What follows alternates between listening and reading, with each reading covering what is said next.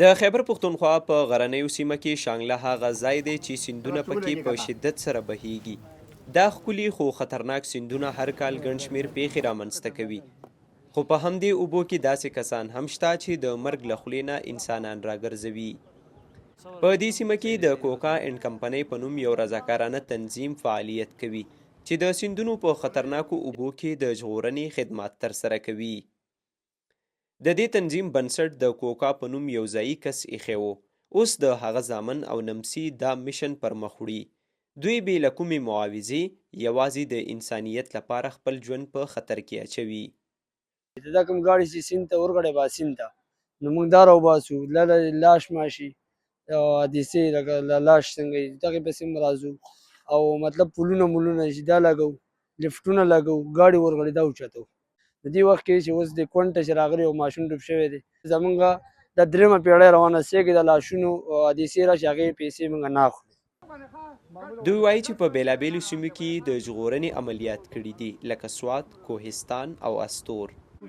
په استور کې یو دردناکه پیښه کې شاوخوا 22 کسان چې د یوې کورنۍ غړي وو د ګاډي د سیند ته د غورځېدو له امله مړه شوي وو او د هغوی د رایستلو ذمهواري هم دې ټیم پر غاړه واخیست. کوهستان کې بل ګاډی رغښتی او په نیټ باندې چلېده دا ګاډی موږ راوښکی دی. پکې کسان ځینو کې هغه ټیم باندې میلاو شي ځینې هغه ټیم باندې میلاو نه شي. زمان بچ داسې واقعګانې راغلي په پېښور ته موږ هم وتلي وو په دې مینګوري ته تللي وو کوهستان او کته په ډیم پورې دا ټوټل دغه موږ کوو. نو زموږ تقریبا زما د پلار اول نه دا دغه ورپسې دا زموږ دی نو تر اوسه پورې موږ دغه لګیو او په مخه دا دغه کوو. دا په استور کې یو ګاډی رغښتی و په هغې کې 22 کسانو ټول یو خاندان و.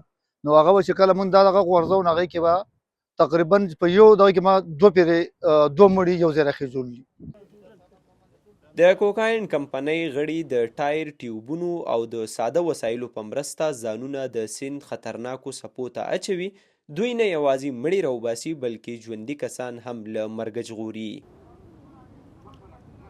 د دوی په وینا دا کار ډیر خطرناک دی او هر څوک یې نشي کولی.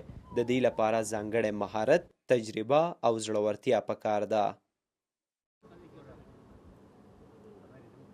عرفان حسین علي، شال نیوز، شانګله.